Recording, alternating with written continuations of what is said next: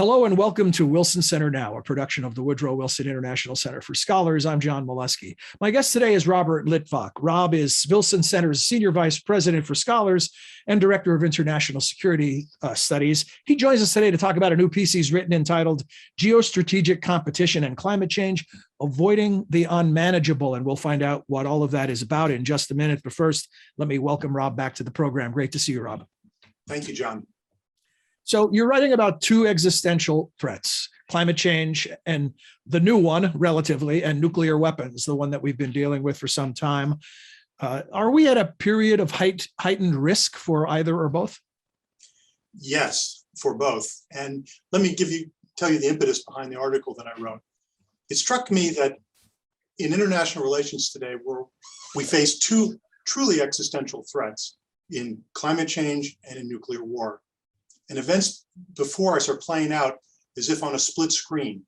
On one screen, you see the here and now consequences of climate change in heat domes and fires and once in a millennium floods. And on the other screen, you have the geopolitical tensions playing out. The Chinese Navy and with aircraft encircling Taiwan on maneuvers. Russia surging troops to the Ukraine border, which led NATO to heighten its alert status. So these have been playing out on these split screens, but the events are linked. And I tee off of a formulation that Tom Friedman had, where he said about climate change and hot, flat, and crowded, that if we don't manage what is already unavoidable, we will not be able to avoid what would truly be unmanageable. And I have offered a corollary to that, which is if we don't control and if we don't forestall unconstrained geostrategic competition, we will not be able to do what we need to do on the climate front. And to go to the heart of your question, we are at an inflection point because the risk of conflict between the United States and its great power rivals, China and Russia, is at the highest point since the end of the Cold War. Does the overlap between the two threats occur in the sense that if we're not cooperating, if we're not getting along, if we're in conflict over Ukraine or whatever it might be, or trade wars, that diminishes the opportunity for us to collaborate on climate? Yes, I mean, the risk of conflict is high, and that would have catastrophic consequences in its own right. But the virulence of the relationships now are such that the necessary cooperation, global cooperation to meet the truly transcendent climate threat is precluded by the virulence of the geostrategic competition. So there's that kind of linkage that we need to unpack and to address. And I lay out different measures that could ameliorate these conflict, ameliorate the risks of conflict. There have been times in the past over different issues where the great powers have been able to compartmentalize and deal with something in a more constructive manner, even while having conflicts in other areas. Why isn't compartmentalization possible in this regard? Well, you could argue kind of theoretically that compartmentalization is possible, that it's a transcendent issue which would stand on its own. And indeed, that's what the presidential envoy John Kerry has been arguing. But China and Russia view it in more transactional terms, and they see climate as an issue that they can get leverage on to extract a concession in another area. And there was an exchange last summer between presidential envoy Kerry and the Chinese foreign minister, where Kerry said, this is transcendent. It's not, climate is not some geostrategic tool that you can use or weapon that you can use to leverage gains in other areas. It's transcendent, truly. Whereas the Chinese said that the Chinese foreign minister said that climate had to be viewed within the overall geostrategic context. So I think compartmentalization is desirable, but what frustrates that is that powers are using climate and the necessary steps we need to make on decarbonization to gain advantage in other areas. And that really is the crux right now. Where does Russia fall into that equation? If China and the US have a disagreement on whether this issue should be tied to other things or not, what about Russia? Well, I think it was a current Biden administration official that referred to Russia as a spoiler right now. I mean, China poses a variegated challenge to the United States across all the hierarchies of power, military, economic, political, etc. Whereas Russia, which during the Cold War had been essentially a one-dimensional superpower, it had been a superpower in military terms, but it didn't have the other categories of power that allowed it to truly be a global power in the way the United States was during the Cold War. It's still that constrained in that way. There's a misleading and snarky and inaccurate description of Russia as being kind of a gas station with nuclear weapons, that they have the energy. It's much more than that. But in addition, the leadership in Russia, it's autocratic in a different way than it was autocratic during the Cold War. Very much of strongman rule under Putin, and Putin has been playing indeed has been playing a spoiler role in international relations now. It's not clear. I mean, the motivations there are a matter of debate. Russia wants to still be seen as a superpower, as a great power, and certainly the fact that Russia has the ability through its nuclear weapons to put the United States out of existence in half an hour, certainly commands our attention. But it's a different challenge than Russia. Initially, last point to your question, John, initially there'd been thinking that Russia saw gains in climate change and global warming because it would allow them access to hitherto inaccessible minerals, etc. But I think, as I learned from my colleague Matt Rodjansky in our Kennan Institute, the debate in Russia may be changing as permafrost melts, and that has effects on Russian infrastructure. And they have 100-degree weather in Siberia, and the deleterious impacts of the here and now deleterious impacts of climate change may be shifting the debate inside Russia. Yeah, you don't just get the new shipping lanes, you get all those other things along with it. That's the problem. So you've been on the nuclear beat for decades, and you've seen the ebb and flow of red alert status, where people are really focused in an acute manner, and where it's sort of faded to the background for the time being. Climate change, if you listen to the experts, the scientists, you listen to the UN General Secretary, who called it a code red for humanity, there's a sense of real alarm, and yet politically, we seem to be spinning our wheels. Do you see any parallels between the two threats in this regard, the ebb and flow of concern and versus action? I've been just confounded by this, because in the nuclear realm, the United States, spent vast sums of money on nuclear deterrence. And the concept behind it was we had almost a blank check to keep a low probability event low, the threat of nuclear war. Now, in climate change, we face a high probability event with high consequence, and we are unable to pull together the collective action, to address it. Now, there are reasons that one can unpack this phenomenon, namely that it's a public good, and it's hard if the United States lowers its carbon footprint, another country, India or China, does not, then all of our pain doesn't really achieve much gain in terms of decarbonizing the biosphere. So it's a frustration. But I think this has been a new area for me to write on. We're fortunate at the Wilson Center to have an environmental change and security program, which published my essay in their security in a publication, a collection of essays on the international implications of climate change. I'm just struck by this disconnect between risk and response.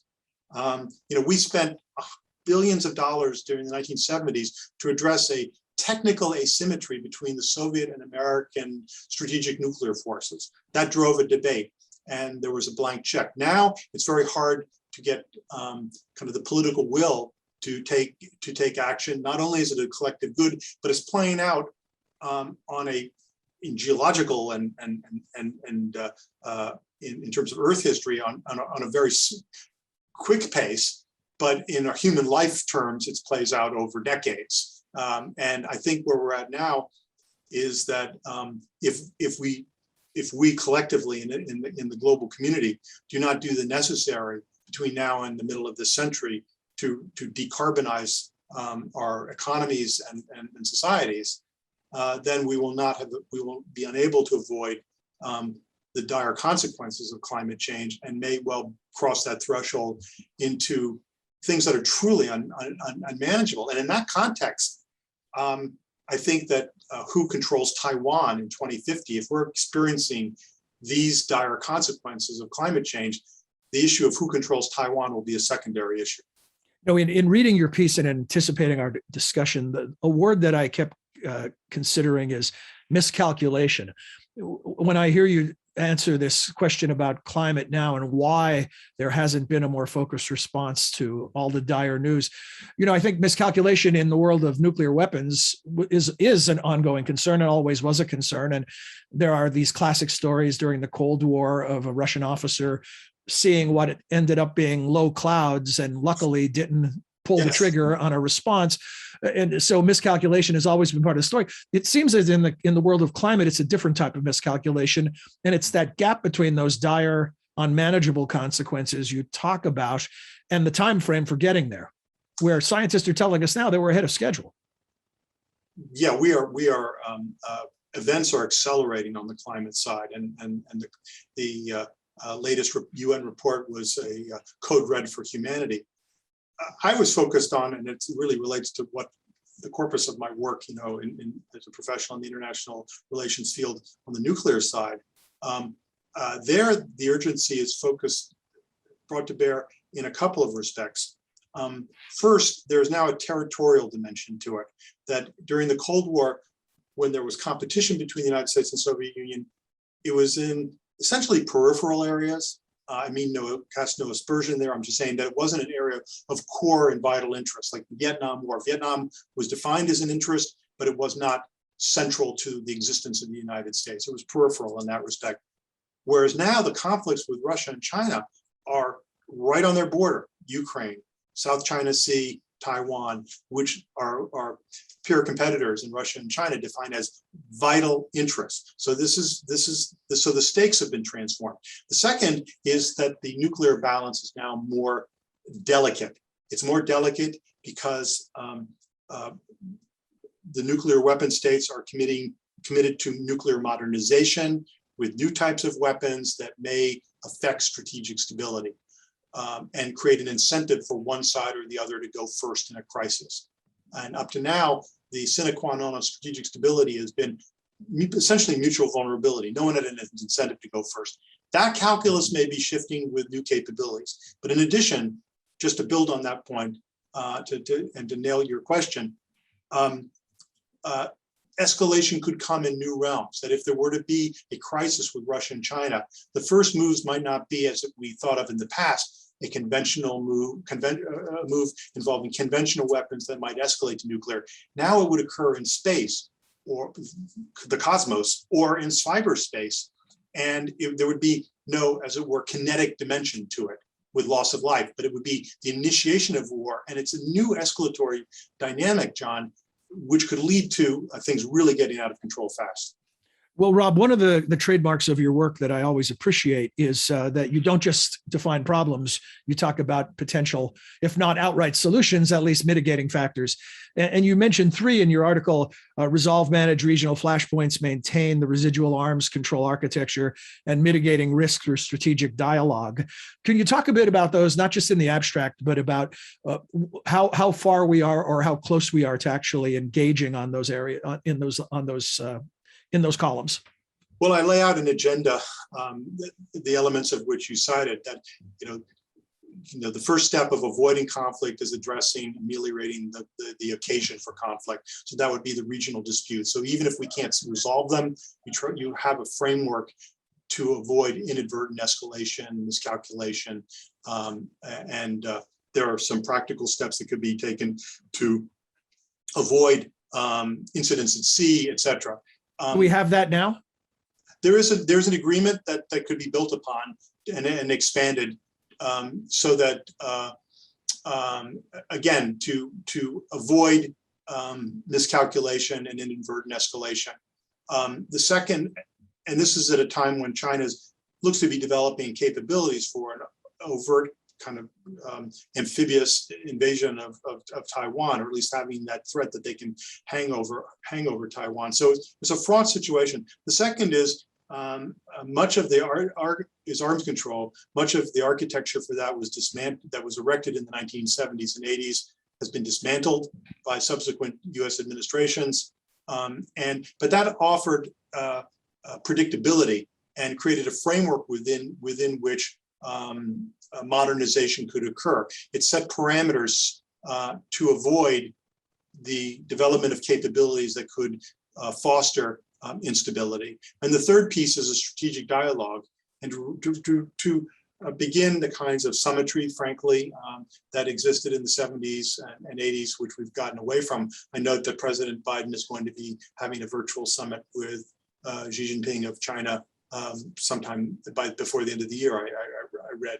And that's all for the good in terms of keeping these lines of communication open and perhaps developing rules of the road, guardrails, basic principles to govern relations so that the risk of conflict can be reduced. Because the crux, I mean, really the core of my argument in this piece is that if we don't get a handle on the geostrategic competition, which has its own dire potential consequences if conflict were to break out, we will be nowhere on climate. We will not be able to have the collective action necessary, and we have a narrow window for action on the climate piece.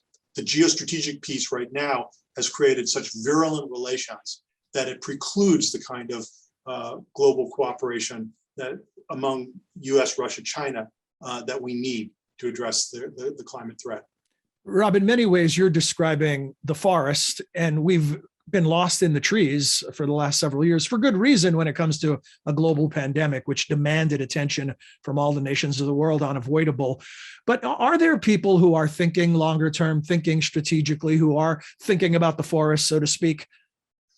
Well, I think that the climate meeting that will take place in Scotland next month, which is the follow-on to the Paris, dialogue and the Paris Agreement, will be critical in terms of laying out the realities of the science and where we stand now, what it will take globally in terms of decarbonization to meet the temperature goals. Because at some point, big chunks of this planet become uninhabitable as the climate goes up. It has effect on ecosystems, biodiversity. It's really we're on the cusp of getting into a cascade of consequences that we can't control. This is the UN-sponsored meeting in Glasgow in November of 2021 is an occasion to have that kind of dialogue. But the ability of that dialogue then to be and decisions taken to be translated into a tangible reality will depend on whether we're able to get a handle on this geostrategic competition and work collaboratively. And I argue that one of the sources of virulence in the relationship that's often unarticulated is that all sides both sides view the other as being essentially a revisionist state.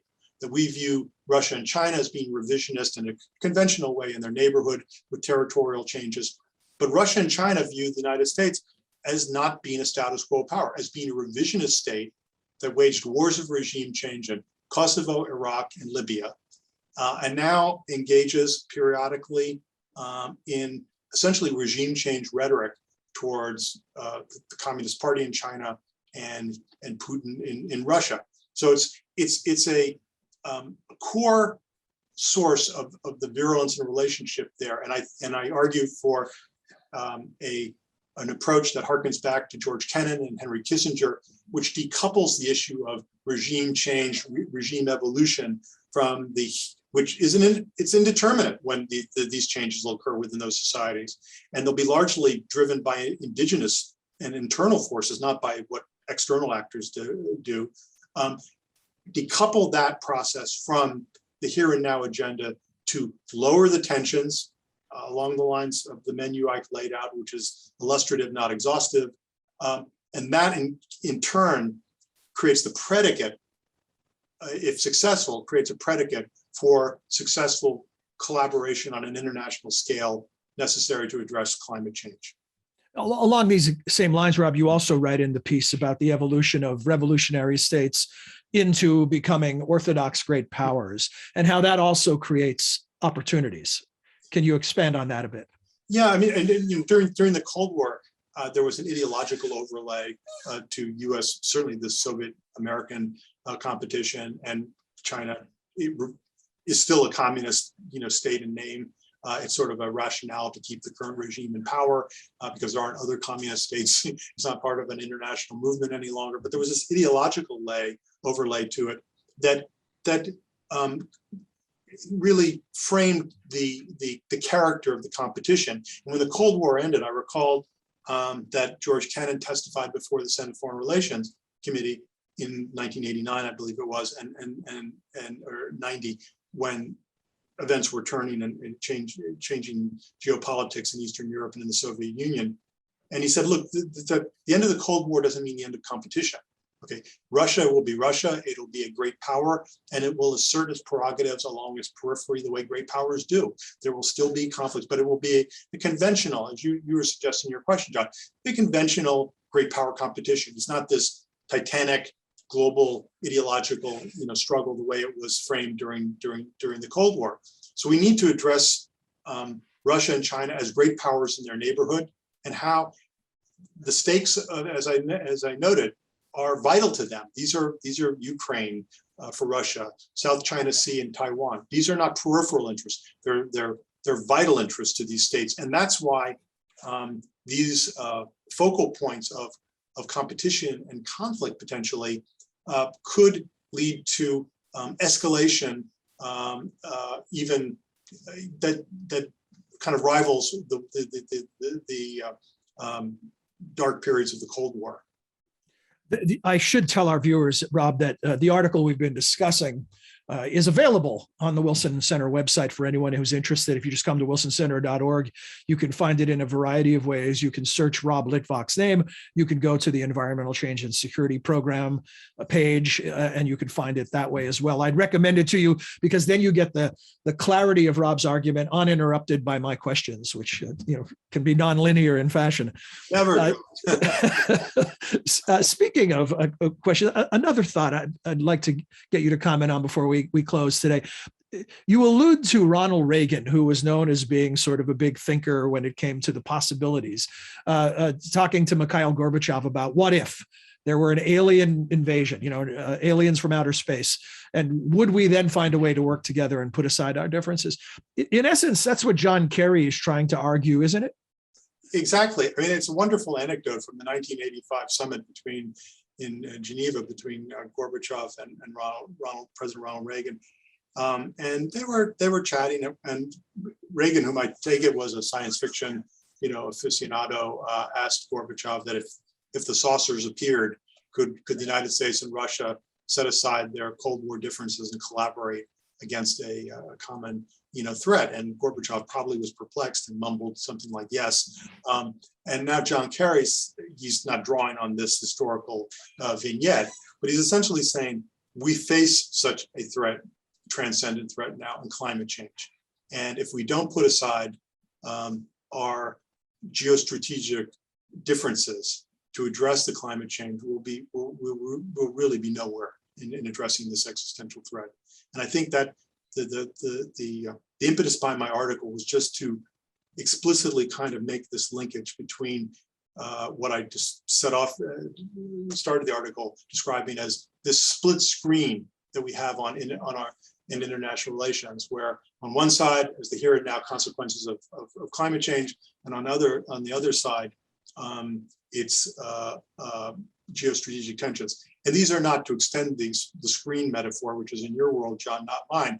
We're not talking about two different cable channels. We're talking about the same screen. These are linked events, and we need to understand and integrate into policy the subtle and complex linkages between the geostrategic and climate change. And I attempted to kind of lay some of the analytical groundwork out in the piece that you have kindly focused on in our conversation today. Well, Rob, and you've done a terrific job of doing just that, right? Over the years, you've provided analysis and really clear thought on the nuclear question, and now you've encompassed climate into that discussion as well. And it's a great service. When I asked you earlier, are there people who are thinking about the forest and not the trees? Well, you're one who is. I know humility prevented you from saying that, but I can say that you're somebody who is looking at the forest and not lost in the trees. And we're grateful to have you doing that for us. Thank you. Thank you, John. Always a pleasure. Our guest has been Rob Litwak. Again, his article is available at wilsoncenter.org. We hope you enjoyed this edition of Wilson Center Now. And until you join us next time, I'll say goodbye for all of us at the Wilson Center. Thanks for being here.